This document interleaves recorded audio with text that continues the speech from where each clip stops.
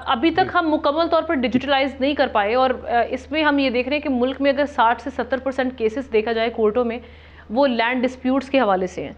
ये किस तरह से देख रहे हैं कि इसको कब तक डिजिटलाइज कर दिया जाएगा? मुकम्मल तौर पर हम कर भी पाएंगे? क्योंकि लैंड माफिया अपनी जगह पर मौजूद है, और इसको तोड़ना आप कितना समझते हैं कि गवर्नमेंट ऑफ पाकिस्तान के लिए मुश्किल है, कि इंटेंट नहीं है इस जानिब से भी?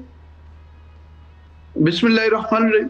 देखिए, ये जो आप जिस मौजू पे आज बात कर रही है, ये एक बुनियादी आप समझ लें कि जो भी हमारा जो सेक्टर है जिसको हम रिप्रेजेंट करते हैं, इसमें बुनियादी इशू है ये। लास्ट 2024 में मैं चेयरमैन आबाद था, उस वक्त हमने उस पर बहुत मेहनत की थी, और यूनुस ढागा साहब होते थे। चूंकि 18वीं तरमीम के बाद ये सूबाई आपके डोमाइन में आते हैं ये लैंड के इश्यूज, तो उन्होंने एक ऑनलाइन पोर्टल शुरू किया, जिसको हमने आबाद से एक उनके सब ऑफिस हमने उनको दे दिया था आबाद में, और जहां पे इन्होंने यकीन दहानी करवाई थी कि आप अपनी तमाम लैंड के रिकॉर्ड, जो भी मुटेशंस वगैरह हैं, उनके मामलात हैं, और उनको रिप्लाई भी मिलेगा। जैसे नॉर्मली होता है, कोई भी अगर ऑनलाइन सिस्टम होता है तो उसका ऑनलाइन आपको जो है रिप्लाई भी मिलता है। सही। लेकिन अफसोस के साथ कहना पड़ता है कि वो सारी कोशिशें रायगा गई।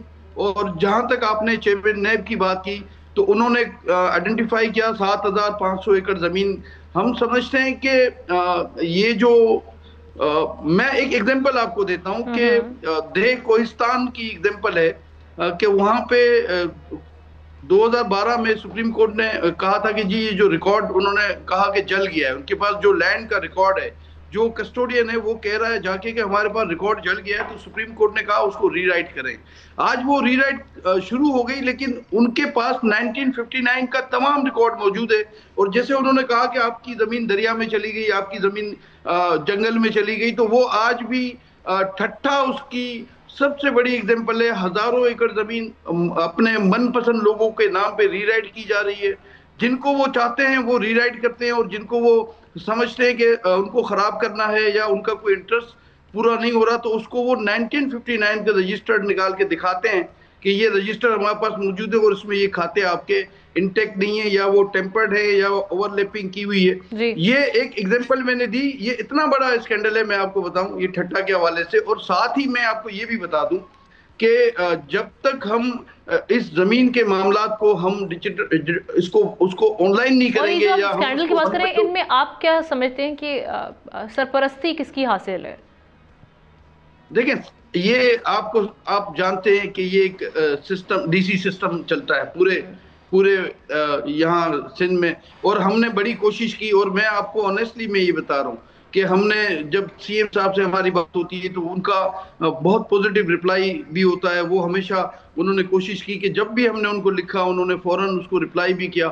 लेकिन होता ये है कि आप चाहे सीएम को कन्विंस कर लें, चाहे आप ऊपर की किसी अथॉरिटी को कन्विंस कर लें, जो मेजर इशू है वो ये है कि आप 100% ठीक भी हैं, तो भी उनके उस लेटर को जो अगर सीएम भी मार्क करें या कोई भी अथॉरिटी उनको मार्क करके भेजे, तो ये जाके उनको गाइड करते हैं कि सर आप ये किसके लिए आप लिख रहे हैं, ये तो खाते गलत हैं, ये तो चीजें गलत हैं। तो लाजमी जो भी अथॉरिटी होती है वो फिर घबरा जाती है, वो सोचती है कि कहीं हम किसी गलत जमीन को तो फेवर करने नहीं जा रहे। तो ये एक और 100% एलिमेंट जब भी है तक ना, ठीक हो ही नहीं जी, जी। सकता, एक और एलिमेंट जब भी तक। साहब देखें वो। हाँ सर। जी, वो उसको आप इस तरह देखें कि लैंड ग्रैबिंग, अब जिस तरह रेलवे की ज़मीन है, फौजियों की ज़मीन है, छावनियों में पड़ी है, इस तरह और सरकारी महकमों की ज़मीनें हैं, आमना लोगों ने कब्ज़े करके, और जनाब क्या कहते हैं, लोग अदालतों में गए और अदालतों से भी कहा जाता है कि माल खिला के उन्होंने अपने नाम कर ली। मतलब इस हद तक जो है ना वो ज़मीनों के झगड़े हैं। बिल्कुल। देखिए, होता ये है कि नॉर्मली जैसे आपने कहा ना कि ये जो लैंड ग्रैबिंग के इशू है, ये सबसे ज्यादा इशू हमारे शहर कराची में, क्योंकि जमीन महंगी है, तो लाजमी ये वहीं पे चीजें होती है जहाँ पैसा ज्यादा इन्वॉल्व हो या पैसा ज्यादा मिलना हो। लेकिन काफी हद तक, मैं आज की बात कर रहा हूँ, काफी हद तक हम काफी चीजें वो ठीक होने जा रही हैं। हम चीफ ऑफ आर्मी साहब से भी मिले थे सितंबर में, इसके बाद बिलावल साहब से भी हम मिले। तो ये सारे लोग जो है वो, मुझे ये फीलिंग है, या हमारे जो सेक्टर है उनको फीलिंग है कि वो विलिंग है कि वो चीजें ठीक हो जाए। लेकिन नीचे के लोग, जैसे आपने कहा मुख्तार कार, पटवारी, इस टाइप के बहुत लोग, इस कॉम्प्लेक्स तरह सिस्टम के है, जो, राइट।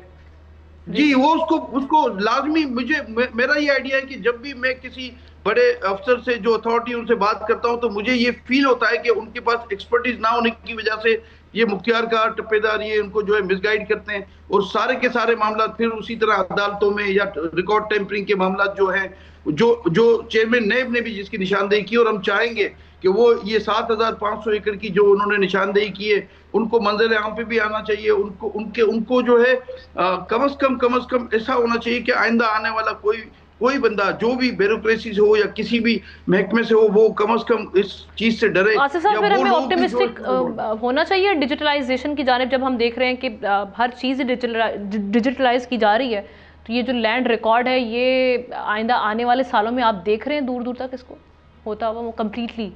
देखिए, मैं तो दुआ कर सकता हूँ, बस मैं ये कहता हूँ कि अल्लाह ताला इसको कामयाब करे। सीएम साहब भी मेहनत कर रहे हैं, अल्लाह ताला उनको भी कामयाब करे, बाकी और भी जो अथॉरिटीज हैं मेहनत कर रही है। लेकिन तो इसका तो आसिफ साहब बड़ा वाज़ेह तौर पे मतलब है, आप भी बहुत से हवालों से मायूसी का इज़हार कर रहे हैं।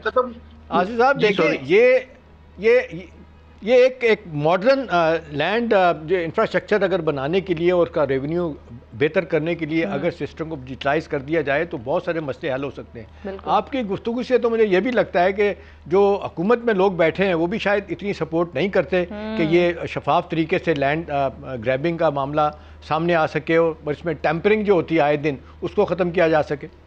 देखिए, मेरा ये ख्याल है कि जैसे हमारे पास निगरान हुकूमत थी उस वक्त भी और उसके बाद भी काफ़ी चीज़ें ऊपर से, जैसे चीफ साहब से हम मिलते रहे, इसी तरह जिन भी बड़े लोगों से हम जो अथॉरिटी है उनसे मिलते रहे, तो हमें ये फीलिंग है कि वो चाहते हैं मगर ये नीचे वाले लोग उनको मिसगाइड करते हैं। मिसाल के तौर पे आपका कोई केस है, मैं फॉरवर्ड करता हूँ, आबाद के थ्रू ही फॉरवर्ड करता हूँ, आबाद ही फॉरवर्ड करती है, लेकिन पीछे से वो रिपोर्ट ये बनाते हैं कि सर ये गलत केस को आप परसू कर रहे हैं और इसमें तो बड़ा आपका, अगर ये आपके कहने पे हमने कर दिया तो कल को आप पे कोई केस बन सकता है। तो आप सोचें कि इस माहौल में आप इन्वेस्टमेंट की बात करते हैं। हमारी शदीद ख्वाहिश थी कि SIFC इसको हिस्सा बनाती हमारे सेक्टर को, और SIFC में ही एक सेल बना देते इस हवाले से कि अगर कोई ट्रांसफर है, कोई रिकॉर्ड का इशू है, कोई टेम्परिंग का इशू है, तो SIFC उसको टेकअप कर ले।